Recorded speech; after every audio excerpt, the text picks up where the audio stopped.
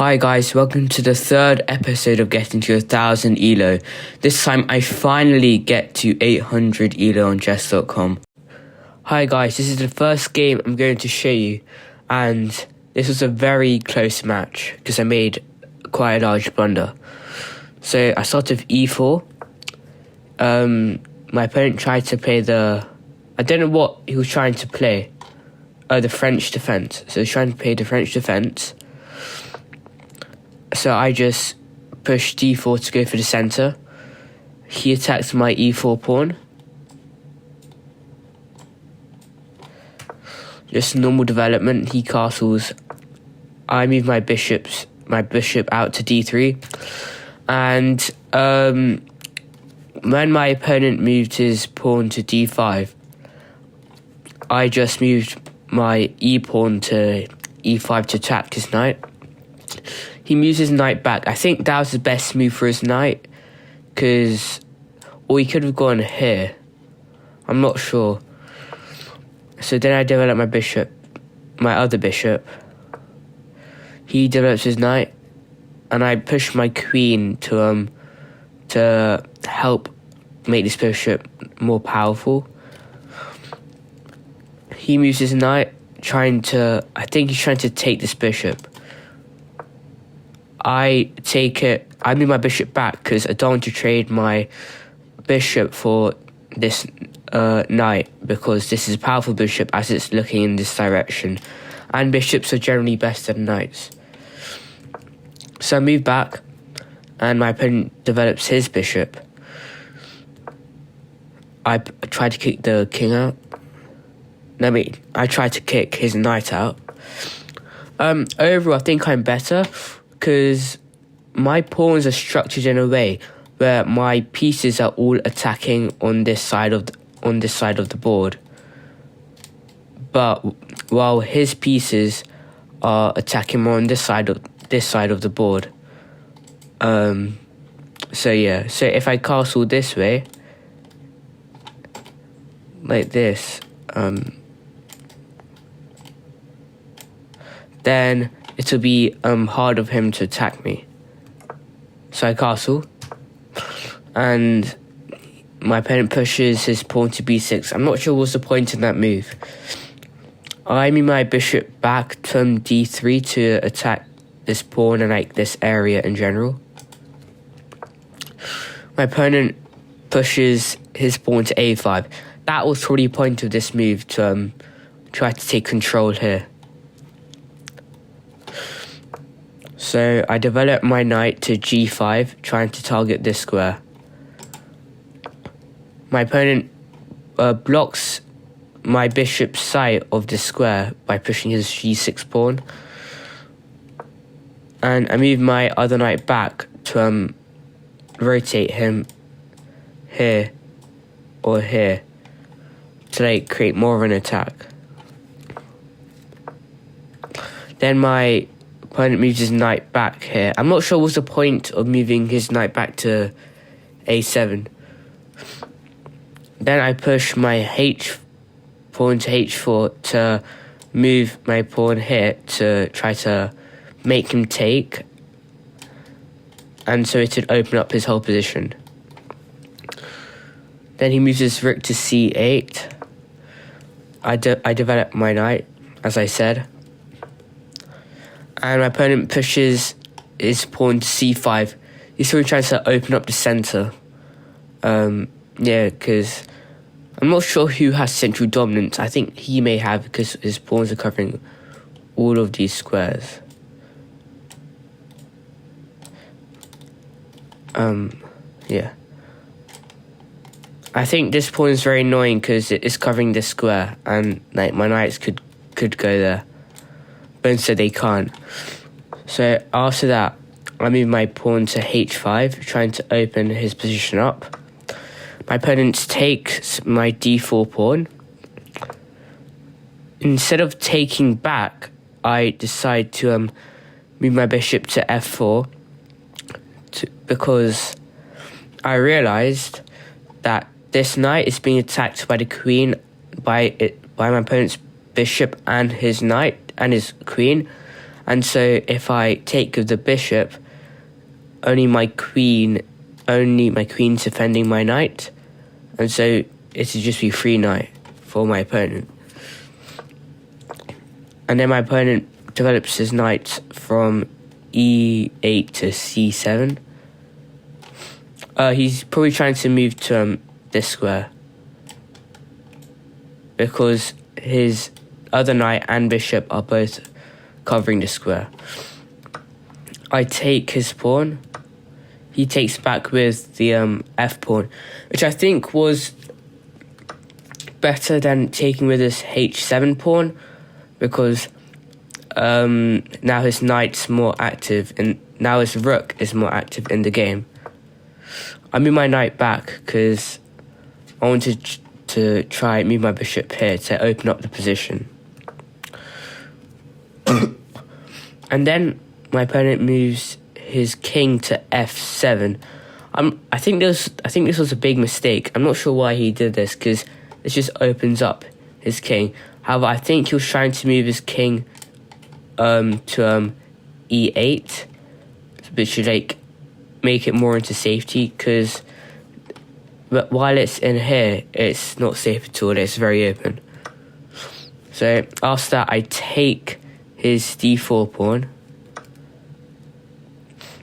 and then my opponent moves back to g8. I think he should have moved to e8, not g8, because I think he just wasted a move. And then I move my bishop to h6 to attack my opponent's rook. He pushes his rook forward, which is a good move. And then I move my knight back to hopefully put it on g5 to target my opponent's rook and knight and pawn. So my opponent moves his bishop back to f8, which attacks my bishop. I move my bishop back, and my opponent moves his bishop to g7, which creates a kind of fianchetto. And then I move my knight to g5 to target my opponent's rook. My opponent moves his rook out of danger, and I move my knight back to try to move my bishop back here again. As you can see, it's a lot of shuffling. I wasn't really sure what to do there. My opponent moves his knight to b5. I'm not sure what he's trying to do in this position. And then I move my bishop to g5, which attacks my opponent's queen. That's his only move. And then I move my king to h2. You might be thinking, why am I exposing my king like this? But I'm trying to move my rook here to h1, so I can target and then move my king out of the way to try and target this pawn. After I move my king to h2, my opponent moves his rook to f7. Then I move my rook to h1, as I said. And my opponent pushes his h6 pawn. After I miscalculated, so I took the pawn, my opponent takes with his bishop, and I took with my queen. This is my big blunder, because then my opponent moved his rook to h7, which skewers my queen and king. So yeah, there's nothing I could really do in this position, so I just took the rook to minimize my loss. And then my opponent takes with his king, and I give a discovered check. And then my opponent moves out of the way. Then after that, my knight moves to h4. My opponent attacks my knight, and I take the g6 pawn, which attacks my opponent's queen. After that, my opponent moves to g5, he's trying to move more pieces into this area to attack my king. I check my opponent again by moving my knight to h5. my opponent moves out the way, and I bring my rook out to try and check him. My opponent moves his rook to g8, so he can take my knight. But instead of moving the knight, I found something which was more dangerous to him, so I checked his king. My opponent moves his king back, and I check him again, which also forks the king and the rook. My opponent moves back, and then I take my opponent's bishop. I think this was a mistake, because instead I should have given a discovered check to h7. To h7. And so that would have checked my opponent, and it would have attacked his queen. And so I would have won my queen back, but I didn't see that until it was too late, so I took my opponent's bishop. So my opponent moved his king to g7, and I moved my rook to g3 to attack his queen. My opponent moves his queen to d2, and then I give another discovered check, which also attacks my opponent's rook. My opponent moves out of the way, and I take the rook with my knight, and my opponent moves his king to e8. After I give him a check, he moves away. I bring my rook to the 7th rank to try and checkmate him. At this moment, I had a lot of tempo because my opponent was kind of responding to my attacks, and he didn't have time to create any attacks. So that was my only advantage. My opponent moves his knight to d4. I give my opponent a check. My opponent moves his king to c8. I give my opponent another check, and my opponent moves his king to b7. And then I move my knight to e8, and my opponent can take my knight because it was pinned by the rook. So my opponent takes my pawn, which is attacking my rook, and also it makes my bishop undefended. But instead, I just took his knight, which gave him a check. My opponent moves to b8. I check him with knight to c6. My opponent moves to a8, and I deliver checkmate. So yeah, I won that game, but it was a very, very close game, and I made a lot of blunders. And I think my opponent would have made better moves if he had more time on the clock. As you can see, he only had 5 seconds on the clock, while I had 52 seconds on the clock. But overall, I think my opponent played very, very well, and we both made some big mistakes.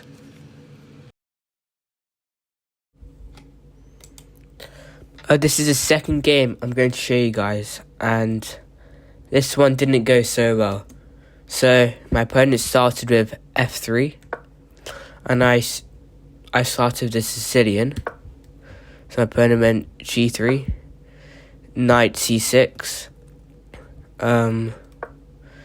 bishop to g2, pawn to d6. This is just standard. And then knight to c3, and I try to fianchetto, as one would normally do. And then my opponent pushes his pawn to d4. I took the pawn because I was worried that if my opponent took, I'd have to take back, and then my opponent could take my queen, and then I'd have to take back with my king, so I couldn't castle. But I didn't realise that after all of that, my knight could have just taken back instead of my king. So yeah, so I took the pawn on d4, and then my opponent took back with his knight. I developed my bishop to g7, but I failed to realise that there's now 2 pieces attacking this knight. So my opponent took, I took back with the b pawn, then instead of taking this pawn, instead of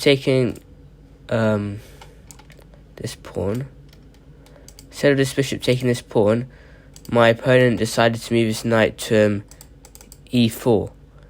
I think he should have taken this pawn, because then he could have forked my king and my rook.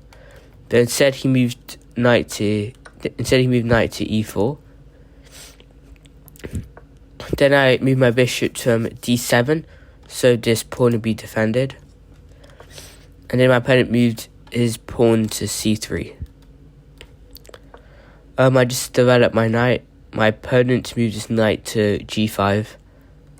Then I castled. Then my opponent castled.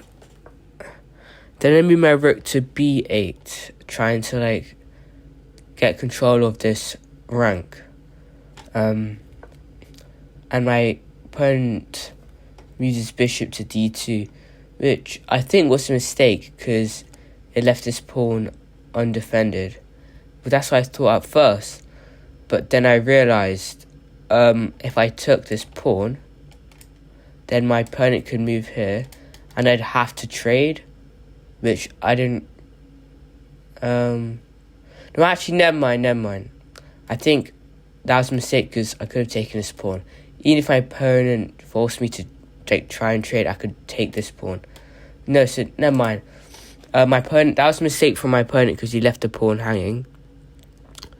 But instead of taking it, this was my mistake, I moved my bishop to f5. Then my opponent moved his pawn to b4, which meant I couldn't take the pawn anymore. I pushed my pawn to a5. And instead of taking, which I'd hoped he'd do, my opponent pushed his pawn to a3. Then I pushed my pawn to c5. There's a lot of tension in this area. And then my opponent moved his pawn to e4, which attacked my bishop. And I moved my bishop to e6. Then my opponent took my bishop, I took back. Then my opponent moved his bishop to g5. I moved my knight back, and my opponent took my d6 pawn with his queen. I thought this was a big blunder at first, but then I realized if I took his queen, my opponent could take my queen. So yeah, I didn't take his queen, but that was still a really big mistake because I take, my opponent takes, and then I just take with the rook, which would still mean I'd be a minor piece up, but I didn't see that when I played. So instead, I tried to I moved my rook to f7, which defended this e7 pawn. And as you can see, Stockfish is saying that white is much better now. While in a previous position, because I could have taken his queen and would have been a minor piece up, it says black is much better. But anyway, I moved my knight to f7, and my opponent's queen moved back to d2. And I moved my knight to e5.